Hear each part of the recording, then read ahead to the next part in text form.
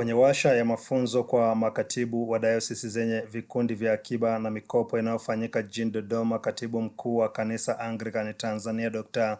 George Otieno ametoa wito kwa viongozi wa umoja wa wamama wa Kikristo umaki kutumia nguvu ya wingi wa idadi kubwa ya wanawake waliopo ndani ya kanisa hilo hapa nchini kufanya mageuzi makubwa ya kiuchumi yatakayochagiza maendeleo. Akiongea amesema kazi inayofanyika ni nzuri, lakini sitaridhika mpaka nitakapoona kwamba dawati la kina mama limekuja na mpango wa namna ambavyo tunaweza tukatake control ya capital yote iliyoko kwenye mikono ya vikundi tulivyovianzisha, kwa sababu hiyo fedha mpaka leo inatutosha kufungua benki. Hawa watu wana collect cash weekly. Where is all this money going?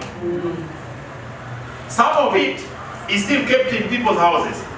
Ili kuna mtu anaitwa mwasibu, anakuja tunampa hela, anafunga kwenye kitenge chake, anaenda nazo, anaweka chini ya uvungu wa kitanda.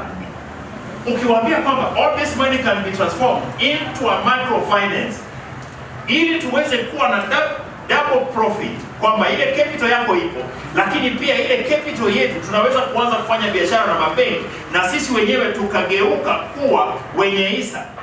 Sasa mimi nawaomba sana, na nataka sana nione kwenye mpango wenu Margaret wa miaka 5 ijayo, nahitaji kuona vikundi vipya, lakini nahitaji kuona maendeleo ya vikundi ambavyo vipo. Toka Johnson alipotoka kwenye ofisi ya katibu mkuu, miaka mingapi? Huu ni mwaka wa 9. Jamani, kama ni kujengea hivyo vikundi uwezo, havijajengewa. Hivyo vikundi bado vinajengewa uwezo. Si vimeshajengewa jamani? Kwa kama ni mti wenye miaka 9, huo mti bado unamwagilia maji asubuhi na jioni. Na mimi imani yangu katika kanisa hili ya kina mama, na hilo mimi nalisema kwa ujasiri kabisa, sina mashaka na hilo kabisa. Kwa sababu ukiangalia Waanglikana hao zaidi ya milioni 6 tulionao, zaidi ya milioni 4 ni akina mama.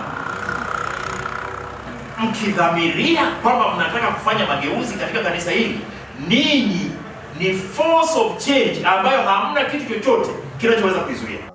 Kisha katibu huyo akanukuu kifungu hiki cha Biblia. Mwandishi wa kitabu cha Mithali sura ya 21 mstari wa 5 anasema hivi: mawazo ya wenye bidii huelekea utajiri tu, bali kila mwenye pupa huelekea uhitaji. Mawazo ya wenye bidii huelekea utajiri, bali kila mwenye pupa huelekea uhitaji. Tafsiri zingine za Biblia zimesema kila mwenye pupa huelekea umaskini, lakini tafsiri hii nilionayo hapa inasema kila mwenye pupa huelekea uhitaji. Pamoja na kwamba sijabahatika kusikia hazina kubwa ya maarifa ambayo mmepokea kutoka kwa Askofu Johnson pamoja na wawezeshaji wengine, katika maneno yale yaliyomalizia hapa amehimiza umuhimu tena wa kanisa kuona haja na kiu ya kusukuma sana fikra pevu zinazoweza kumwona Mungu kupita katika dhana ya maendeleo endelevu, ukiachilia ile dhana ya kwanza ambayo tuliitumia karibia miaka 100 kuhamasisha watu watoke katika mila na desturi za kipagani ili waweze kumjua Yesu Kristo kama Bwana na Mwokozi wa maisha yao. Awali mwezeshaji wa mafunzo hayo Askofu Johnson Ching'ole wa Dayosisi ya Shinyanga amesema mambo sijui kwa nini nawaambia haya. Kwenye usimamizi bora ndio kwenye changamoto. Tazama Mungu aliyekuita. Umeitwa kuleta mabadiliko kwenye maisha ya watu, ya kiroho na kiuchumi. Lakini hukuitwa tukusifie, tukupongeze. Neema ikitokea tukakupongeza na kukusifia, najua wote tunapenda kupongezwa. Hata na mimi nikifanya jambo, mkuu wangu kama askofu mkuu akiniambia baba askofu, kwa kweli hongera sana, najisikiaje? najisikia vizuri, lakini nisipoipata isinifanye mimi nisiwe na juhudi za kufanya kile ninachotakiwa kufanya. Yesu alisema mtakapofanya yote semeni sisi ni watumwa, tusiwe na faida. Tumefanya yale yaliyotupasa. Kwa nini najaribu kusema haya? Hamfanyi kwa sababu hii ni kazi ya Margaret wala ya Yohana sijui ya nani. Ila kwa kizazi hiki na majira haya Mungu alileta maono ya kuleta program kama hii. Huko nyuma haikuwepo. Na kama haikuwepo, sisi ndio tunaowajibika kwenye usimamizi bora tutakaopaswa kutoa taarifa mbele za Mungu.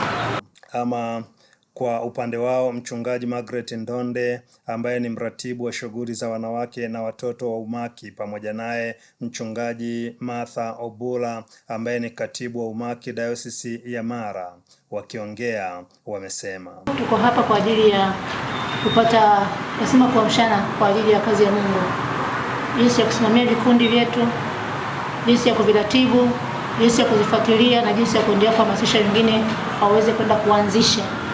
Lakini pia tumefinyana kidogo kwa habari ya taarifa kwa wakati na nini. Kwa hiyo kila mmoja hapa ameona wapi amefanya vizuri, wapi amekosea, wapi kajisahau kidogo. Tumekubaliana kwamba tunaenda kuboresha ili kazi ya Mungu isonge mbele. Mbele yako kuna makatibu na waratibu mbalimbali ambao wanatoka katika, lakini pia tumeona uwajibikaji, usimamizi, uongozi bora, uwazi.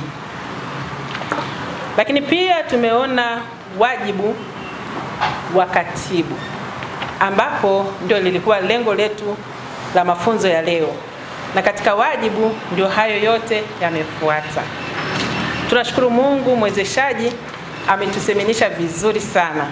Na ndipo pale ambapo tulijitambua wapi tulipokuwa na wapi tupo, wapi tumefanya vizuri na wapi tumefanya vibaya, na nafasi hii tulioipata kwa siku hii ya leo ni wapi tutakapokwenda kuboresha ili tuweze kufanya kazi vizuri zaidi. John Israeli, Banda Media, Dodoma, Tanzania.